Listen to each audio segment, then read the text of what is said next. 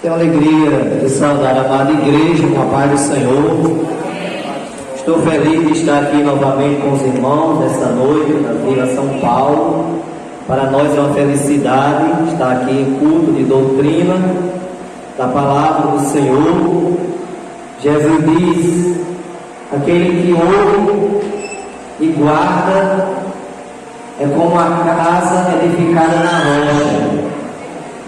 E estamos aqui nesta noite para ouvir e guardar a mensagem, a palavra e o ensinamento do Senhor Jesus Cristo. Quero agradecer ao nosso irmão João Mário pelo convite e também pela confiança que ele depositou em minha pessoa de estar aqui nesta noite para trazer aqui a palavra de Deus, a doutrina do Senhor Jesus. Meus irmãos, a leitura feita nesta noite é uma leitura muito apropriada para a doutrina escrita pelo apóstolo Paulo, mas nós queremos, nesta oportunidade, com a igreja, lermos alguns versículos do Evangelho de João. Quando nosso irmão lançou o convite, eu orei a Deus pedindo a palavra, e o Senhor colocou em meu coração esta passagem de João capítulo 15, a começar do versículo 1. Jesus aqui ele dá as últimas instruções aos seus discípulos. Diz assim a palavra do Senhor: eu sou a videira verdadeira, e meu Pai é o lavrador. Toda vara em mim que não dá fruto, atira, e limpa toda aquela que dá fruto, para que dê mais fruto. Vós já estáis limpo pela palavra que vos tenho falado. Está em mim e eu em vós. Como a vara de si mesma não pode dar fruto se não estiver na videira, assim também vós, se não estiverdes em mim. Eu sou a videira, vós as varas. Quem está em mim e eu nele, esse dá muito fruto, porque sem mim nada podeis fazer. Até o versículo de número 5. Meus irmãos, nós podemos aqui nesse texto de João aprendermos as últimas instruções que o Senhor ele dá aos apóstolos.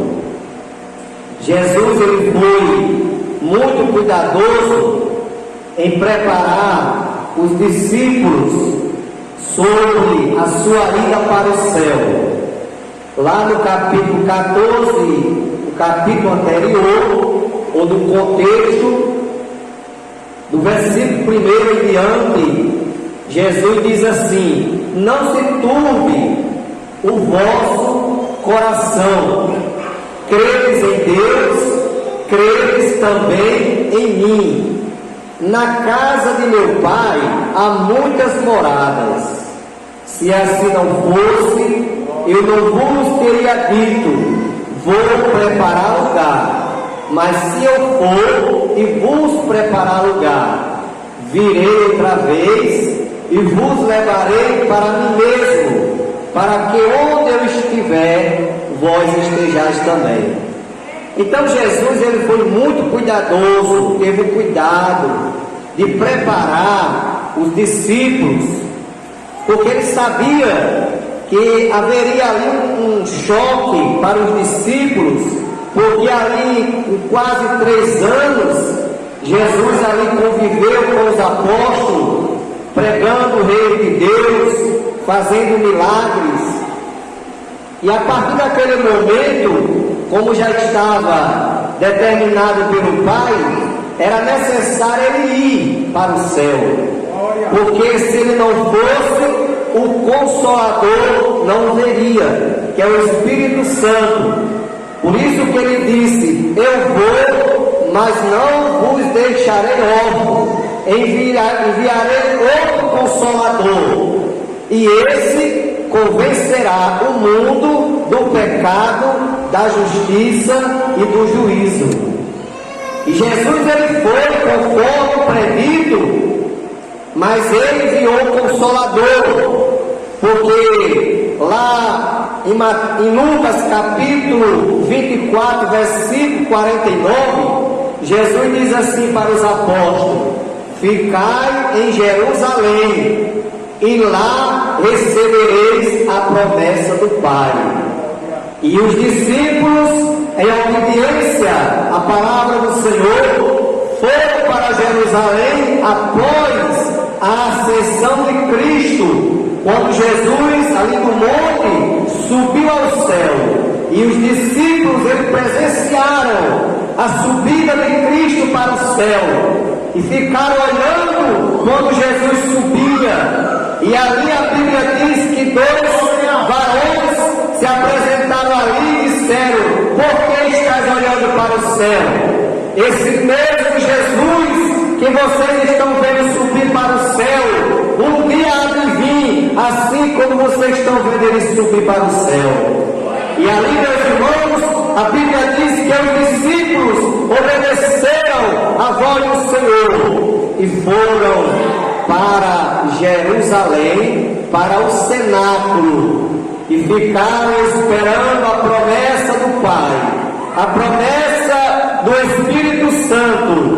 E ali chegou o dia de se cumprir, que foi o dia de Pentecoste, onde todos estavam reunidos, quase 120 irmãos estavam reunidos no cenáculo, esperando a promessa do Espírito Santo.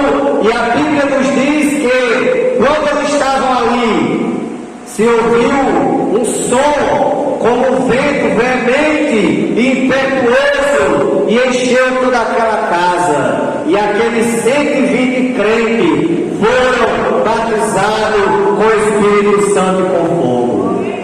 Então Jesus Cristo, ele foi cuidadoso, e ele quer que sejamos também cuidadosos em relação à nossa maneira de servi-lo, cuidadoso na nossa vigilância, assim como já foi falado aqui na parábola das 10 virgens, que foi o tema do congresso de jovens desse ano. E nós vemos que daquelas 10 virgens, daquelas 10 irmãs, só existia 5 que estavam cuidadosas em relação à sua crença, em relação à sua fé, em relação a servir ao Senhor. E somente 5 subiram, 5 foram com o noivo. E aqui Jesus, continuando a sua instrução, ele diz: eu sou a videira verdadeira. Jesus aqui ele faz uma alegoria e se coloca como uma videira. Por que Jesus ele não escolheu outro tipo de árvore? Talvez uma palmeira, uma figueira, outro tipo de árvore. Mas Jesus ele tomou como exemplo da videira, porque a videira, para ela crescer para cima, ela precisa de ajuda. Por isso que Jesus ele colocou essa alegoria, ele contou esta parábola, ele se colocou no lugar de uma videira, porque a videira é uma árvore que precisa de ajuda para crescer. E ele diz: eu sou a videira verdadeira. E a videira também, ela, além de precisar de ajuda para crescer, a videira, ela produz uvas, que logo após vem a se transformar em vinho, e o vinho, para nós que participamos no dia da ceia, o vinho, o suco da uva, que é extraída da videira, este vinho representa o sangue de Cristo derramado por nós na cruz do Calvário. Então a videira ela produz a uva, e da uva se extrai o vinho, e do vinho para nós na ceia espiritualmente representa o sangue carmesim, o sangue do Cordeiro de Deus que tira o pecado do mundo. João, quando batizava lá no Jordão, lá no capítulo 1, versículo 29, João, quando Jesus vinha para ser batizado, João disse para a multidão: eis o Cordeiro de Deus que tira o pecado do mundo. Jesus, ele não veio para cobrir pecado. Na antiga aliança, o sumo sacerdote, ele pegava um animal, sacrificava aquele animal, derramava o seu sangue sobre o altar, para cobrir o pecado da humanidade. Só que Jesus é diferente. Jesus, ele não veio cobrir o pecado, Jesus veio tirar o pecado. Por isso que João diz: eis o Cordeiro de Deus que tira o pecado do mundo. E louvamos ao Senhor, porque já temos sido alcançados pela mão poderosa do Senhor Jesus Cristo. Já temos feito a nossa melhor decisão na nossa vida, de aceitar o Filho de Deus como nosso Salvador. Então a videira, ela tem essa simbologia, ela precisa de ajuda para crescer. Através da videira é produzida o vinho, o suco da uva, que para nós representa espiritualmente o sangue do Cordeiro de Deus que tira o pecado do mundo. E também a videira, espiritualmente, ela representa o sangue de Cristo. É por isso mesmo que Jesus, ele poderia muito bem ter colocado um exemplo de outra árvore, uma palmeira, não, mas Jesus quis da videira, porque ele quis dar aqui uma simbologia, ele quis trazer uma lição, um ensinamento para cada um de nós. Aí ele continua: eu sou a videira verdadeira e meu pai é o lavrador.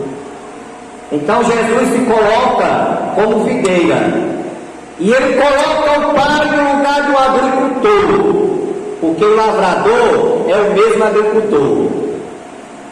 Então Deus, Jesus coloca como um lavrador, um agricultor, aquele que lavra a terra, aquele que planta, aquele que cuida da plantação.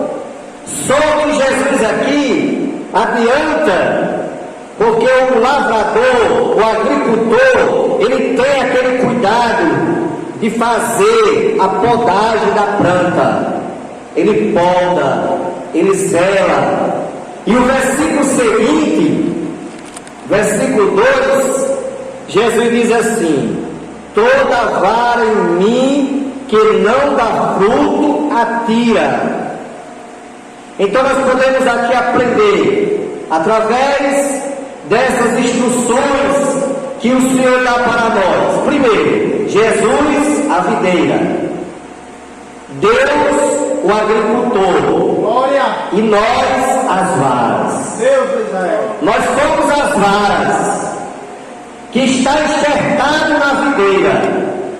Só que tem um detalhe: quando o agricultor vem olhar a videira, no caso o agricultor é Deus, que ele vem olhar a Jesus, que é a videira, e olhar as varas que estão enxertadas na videira, que é Jesus. Se ele encontrar uma vara daquela que não estiver dando fruto, a Bíblia diz aqui, Jesus diz que ele corta Ele tira e lança fora. Porque Jesus, Ele quer que a igreja frutifique. Se você chegar no pé de videira, você vai observar uma coisa, que a uva, ela não produz no caule, que nem o pé de jaca. Porque os irmãos sabem que a jaca, ela é dada no caule, nasce no caule da planta. A uva não, ela nasce nas varas, nos galhos. Então, qual é a lição que Jesus quer dar para nós? Que nós, como varas, nós, como galhos da videira, nós temos que produzir frutos dignos. Até mesmo quando João Batista pregava no deserto, ele dizia assim, lá em Mateus capítulo 3: produzir, pois, fruto digno de arrependimento, porque já está posto o machado à raiz das árvores. A árvore que não produzir fruto será cortada e lançada no fogo. Então nós que somos as varas, Jesus aqui nos colocou como varas. Cada um de nós, cada irmão, cada irmã, cada jovem, cada criança é uma vara enxertada na videira que é Cristo. E nós, como varas, nós temos que produzir. Certa vez, Jesus chegou, ele estava com fome, e ele ia passando, e tinha um pé de figueira, e a Bíblia diz que Jesus se dirigiu àquele pé de figueira, para saber se ali tinha algum fruto. E quando Jesus chegou ali, quão grande foi a decepção de Jesus! Não encontrou o fruto daquele pé de figueira. Está lá em Mateus 21, 18 ao 20. E Jesus ali diz a Bíblia que ele amaldiçoou aquele pé de figueira. E no outro dia, quando eles voltaram, os discípulos ficaram admirados, pasmados, porque viram aquele pé de figueira murcho, seco. Então Jesus, meus amados, Ele quer que nós, como varas, enxertados na videira que é Ele, nós venhamos produzir frutos que venham trazer glorificação ao nome do Pai. Mas na frente Ele diz: não foi vós que me escolheste, mas eu vos escolhi a vós, e vos chamei para que vades e dês fruto, e o vosso fruto permaneça, a fim de tudo quanto fizerdes, o nome de meu Pai seja glorificado. Então nós, como igreja, nós como varas da videira, nós temos, irmãos, a missão de produzir bons frutos. Tiago, ele nos ensina sobre a fé e as obras. Ele diz que a fé sem as obras, ela é morta, assim como o corpo sem espírito. Glória! Se eu digo que eu tenho fé, eu tenho que mostrar minhas obras. E essas obras, elas não estão relacionadas somente, está inclusa, mas não é somente isso. Eu dar uma cesta básica a alguém, não. Essas obras abrangem muita coisa. Agora, falando no material, Tiago ensina: se você diz que tem fé, mostre as obras. Se chegar um irmão necessitado na sua casa, uma pessoa necessitada, e você tiver com o seu armário repleto de alimento, se você não der nada daquilo àquela pessoa, apenas disser: vá, Deus te abençoe, cadê as obras? Para eu mostrar minhas obras, irmãos, para eu mostrar que eu tenho fé, eu tenho que ter obras também. Porque essas obras, irmãos, é independente da pessoa ser crente ou não ser. A caridade, ela tem que ser praticada independente da pessoa servir a Deus ou não servir. Agora, servindo, aí é que tem que fazer, porque conhece a verdade, a palavra do Senhor. Nós, como cristãos, nós, como igreja, nós temos a missão, a responsabilidade de filhos de Deus de ajudar o nosso próximo, se nós estivermos em condição. Glória. Agora, se você não está em condição, apenas você também tem uma maneira de ajudar, orando. Glória. Porque você não pode também fazer um sacrifício de touro. Vou dar um exemplo aqui bem simples. Você na sua casa tem apenas um pão para os seus filhos tomar o café da manhã. Então, se chegar uma pessoa pedindo um pão a você, então você não pode pegar o pão que tem para dar para seus filhos e dar para aquela pessoa, não pode. Por quê? Porque você está fazendo um sacrifício de touro. É aquele ditado do mundo, é cumprindo o santo e descobrindo o outro. Você está cumprindo o santo e descobrindo o outro. Sair do sacrifício é uma coisa que você está fazendo sem sabedoria. Você apenas, olha, meu amigo, me perdoe, eu não estou em condição de lhe ajudar materialmente, mas eu vou orar por você, para Deus abençoar e abrir as portas, e usar uma pessoa que tenha condição para lhe ajudar. Porque se você não pedir sabedoria a Deus, porque Tiago até início ensina, vós que não tereis sabedoria, peça a Deus que a todos dá liberalmente e não me lancem roxo.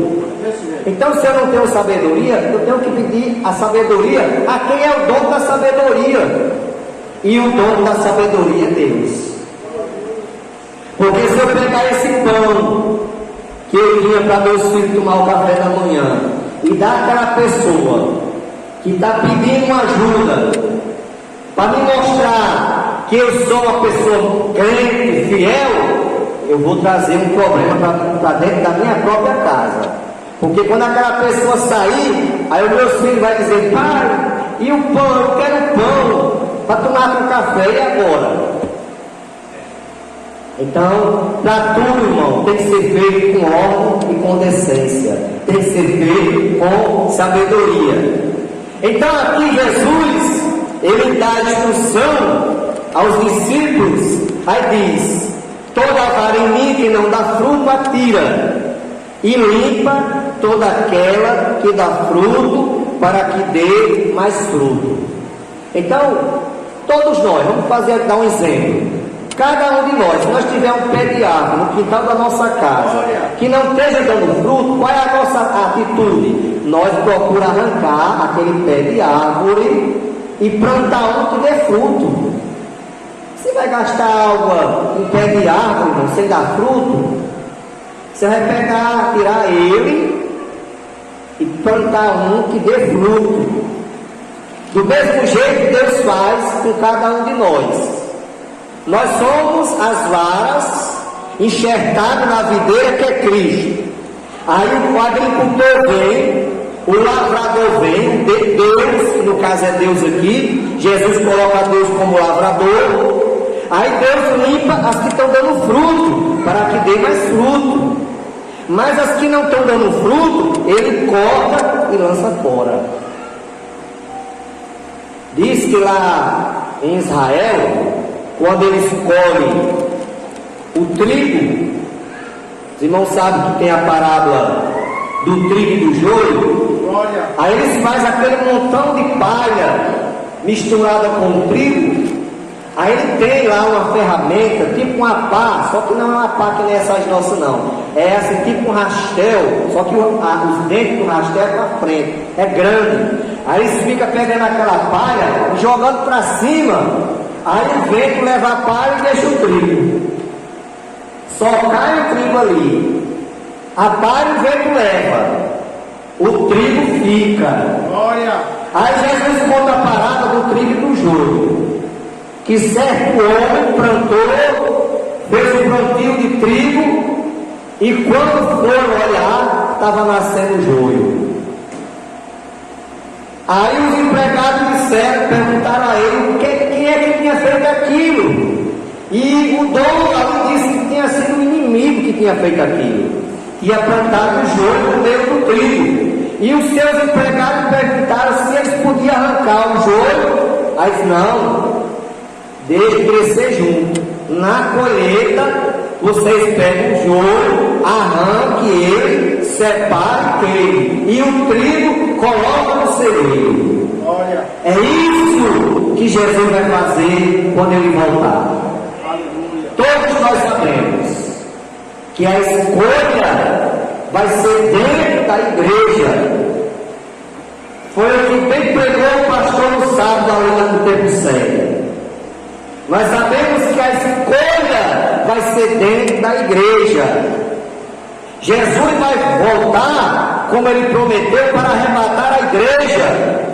E ele vai escolher apenas o trigo, que representa aqueles que são fiéis a Deus, aqueles que aceitaram a Cristo e são fiéis, permanecem até o fim, porque há um segredo da vitória.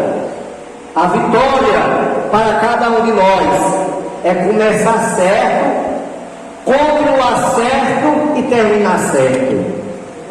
Porque tem alguém por aí, ou alguém, no plural, que começa certo, mas na metade do caminho começa a fazer errado. Aí a coisa fica difícil.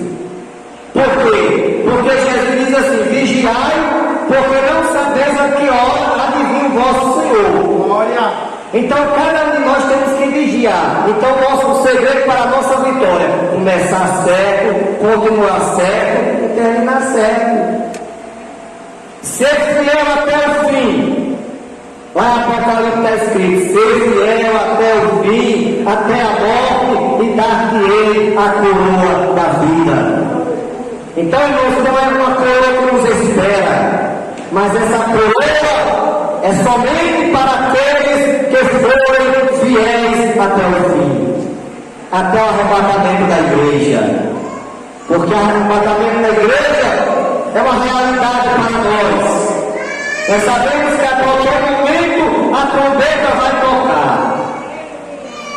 E o apóstolo Paulo diz que os que morreram em Cristo ressuscitarão primeiro. Nós, os que ficarmos vivos, seremos transformados e arrebatados juntamente com eles a encontrar o Senhor nos ares, e assim estaremos sempre com o Senhor. Então as primícias, em primeiro lugar, é para os que dormem em Cristo, serão ressuscitados primeiro. Os que morrem, os que dormem em Cristo, ressuscitarão primeiro. Depois nós, se estivermos vivos, os que estão vivos, serão transformados em um corpo glorificado, e juntamente com os que foram ressuscitados, subiremos a encontrar o Senhor nos ares. E assim estaremos sempre com o Senhor. É esta promessa que a palavra de Deus nos garante, e Paulo muito bem ensina nas suas cartas. Aqui Jesus continuando diz, versículo 3: vós já estáis limpo pela palavra que vos tenho falado. Meus irmãos, nós sabemos que a finalidade de estar no culto de doutrina é para nós aprendermos a servirmos a Deus. Porque quando a gente vem lá do mundo, a gente vem cheio de tanta coisa, e é necessário nós ouvir o ensinamento da palavra, porque a palavra de Deus, ela é quem vai nos limpar. A palavra de Deus, ela é colocada espiritualmente como água para nos limpar de todas as impurezas. Então, na proporção que a gente vai ouvindo o ensinamento da palavra, aquelas coisas que não é do agrado de Deus vai sendo tirada, nós vamos sendo limpos pela palavra. Por isso que Jesus aqui diz: vós estáis limpos pela palavra que eu vos tenho falado. Por isso mesmo é que tem culto de doutrina na igreja, É por isso mesmo que existe a escola bíblica dominical. Glória. É para nós aprendermos, e a palavra ela vai nos limpando, porque a palavra ela representa espiritualmente água, ela representa fogo, porque o fogo também purifica. Aqueles oleiros que fabricam vasos, muitas vezes ele faz um vaso daquele, e naquele vaso às vezes vai alguma raiz ou coisa parecida, mas na ocasião em que eles colocam aquele vaso para cozinhar, toda aquela impureza é tirada através do fogo. Então a palavra de Deus também ela é representada como fogo que purifica. Jesus certa vez, no capítulo 4 de João, uma mulher samaritana foi tirar água, e Jesus estava sentado à beira daquele poço, e quando a mulher tirou água, Jesus se dirigiu para aquela mulher e disse: dá-me de beber. E aquela mulher disse: como sendo tu judeu, me pede de beber a mim, que sou mulher samaritana? Porque os judeus não se comunicam com os samaritanos. Aí Jesus disse: ó mulher, se tu conhecesse quem é o que te pede de beber, tu lhe pediria e ele te daria água viva. Tu vai beber desta água, mas tu vai tornar a ter sede. Mas aquele que beber da água que eu lhe der, nunca mais terá sede, porque a água que eu lhe der se fará uma fonte d'água que salta para a vida eterna. E esta fonte e esta água é a palavra de Deus. A palavra de Deus é uma fonte que nos vai conduzir à vida eterna. Todos que andam no mar, os marinheiros, eles conduzem um objeto chamado bússola. Glória. E através daquela bússola, ele vai chegar ao local que ele deseja chegar. A nossa bússola é a palavra, é a Bíblia. É através da palavra de Deus que seremos direcionados ao céu, através dos ensinamentos da palavra.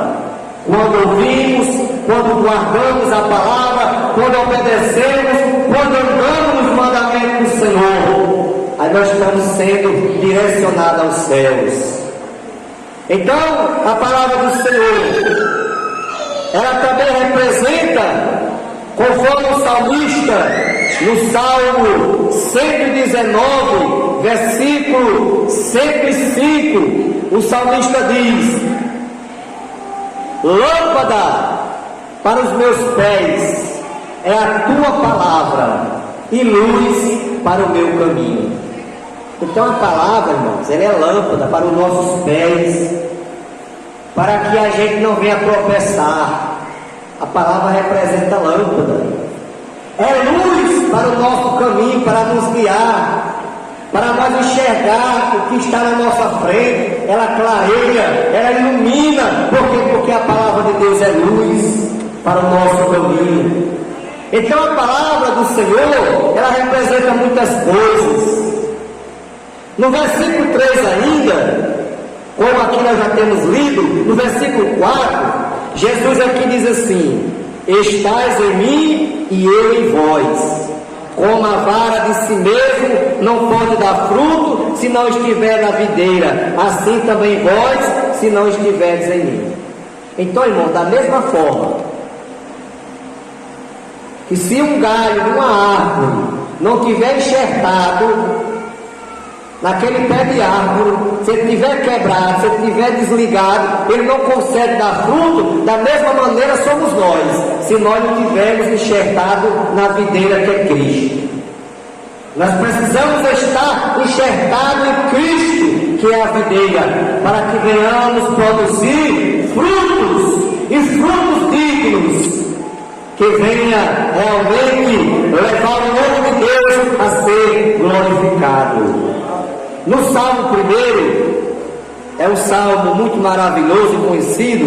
O salmista diz assim: Bem-aventurado o varão que não anda segundo o conselho dos ímpios, nem se detém no caminho dos pecadores, nem se assenta na roda dos escarnecedores. Antes, o seu prazer é na lei do Senhor, e na sua lei medita de dia e de noite. Pois será como uma árvore plantada junto ao ribeiro das águas, a qual dá o seu fruto na estação própria, cujas folhas não caem, e tudo quanto fizer prosperará. O crente, irmãos, que guarda a palavra, o crente que está enxertado na videira, ele é como uma árvore que as suas raízes estão na água. Pode vir o calor, pode vir a seca, mas ela nunca deixa de dar fruto. Do mesmo jeito é o crente. O crente que está enxertado na videira. Pode vir o que vier, irmão, mas ele continua o mesmo crente. Pode vir corona, pode vir virose, pode vir covid, pode vir o que vier. Ele continua dando fruto. Sabe por quê, meus irmãos? Porque Jesus, ele disse uma coisa que nenhum crente deve se esquecer: no mundo tereis aflições, mas tenha ânimo, eu venci o mundo. Então já está garantindo a vitória para nós. Eu venci o mundo. Se ele venceu o mundo, nós estamos já com a vitória na mão, porque ele venceu por nós. Então não é porque acontece uma coisa ou outra que a gente vai se esquecer de Jesus, perder a nossa fé. Não, vamos continuar, independente do que venha ao nosso encontro, vamos continuar servindo ao Senhor da mesma forma que nós aprendemos. Paulo diz: permaneça naquilo que aprendeste, e de que foste inteirado, sabendo de quem tens aprendido. Então, irmãos, nós vamos permanecer naquilo que aprendemos.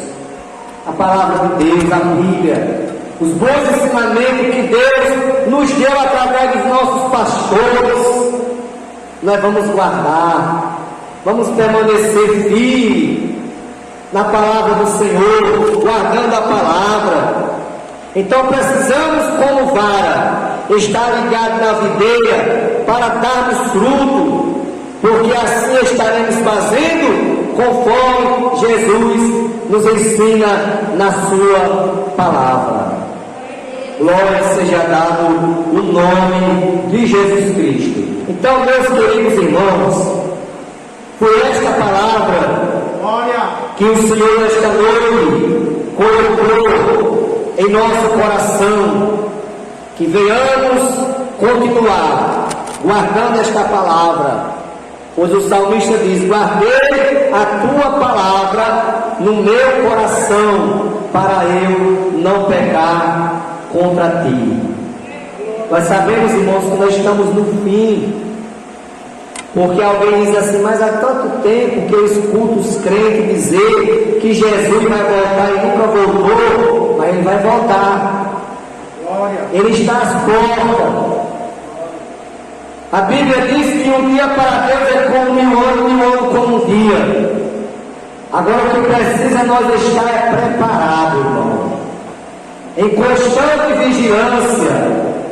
Estamos em vigilância, porque Jesus, ele não disse o dia nem a hora que viria buscar a sua igreja. Apenas ele garantiu que a sua vinda seria como um relâmpago que sai do Oriente e se mostra no Ocidente, como um piscar de olho. Vai ser muito rápido. Por isso que há necessidade das pessoas se entregarem para Cristo, para estar preparada. Porque no dia do arrebatamento não haverá tempo para ninguém se preparar. Tem que estar preparado, porque será no piscar de olho. A igreja vai ser levada para o céu, vai ser arrebatada por Jesus Cristo.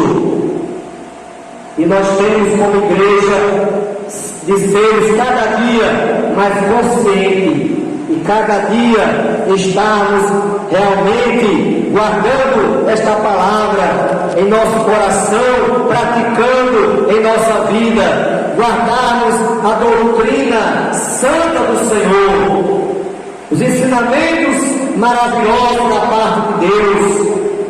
Pois lá em Josué, capítulo 1, versículo 8, Deus diz: não se aparte da tua boca o livro desta lei, antes medita nele de dia e de noite. Então temos que meditar e guardar essa palavra, e meditar nessa palavra de dia e de noite. Então, meus irmãos, que Deus abençoe a todos os irmãos, a igreja, continue abençoando aqui na Vila São Paulo, ao nosso amado irmão Junimar, dirigente dessa congregação, para que o Senhor venha continuar derramando das suas bênçãos, assim como tem derramado aqui na Vila São Paulo. E eu rogo as orações em nosso favor, para que o Senhor venha fazer a sua vontade a cada dia em nossas vidas. Como os irmãos sabem, eu resido aqui na Serra do Mel desde 2013 e estou dependendo do milagre de Deus, se for a vontade dele. Se não for, eu continuo glorificando o seu nome, porque o melhor lugar na terra de nós estarmos é dentro da vontade de Deus. É o melhor lugar, é estar dentro da vontade de Deus. E eu peço a Deus que eu esteja dentro da sua vontade.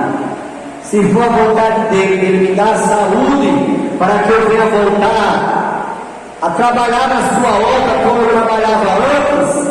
E se não for, que seja feita a vontade dele. Uma coisa eu digo, que enquanto ele não voltar, e se não for a vontade dele me curar, eu estarei com os irmãos da Serra do Mel, fazendo a obra do Senhor com alegria. Porque não é uma enfermidade que vai tirar a minha alegria de servir a Deus, não. Eu sirvo ao Senhor com a mesma alegria que eu servia quando eu tinha minha saúde perfeita. Aleluia. Então que Deus abençoe a todos e eu agradeço a oportunidade em nome de Jesus.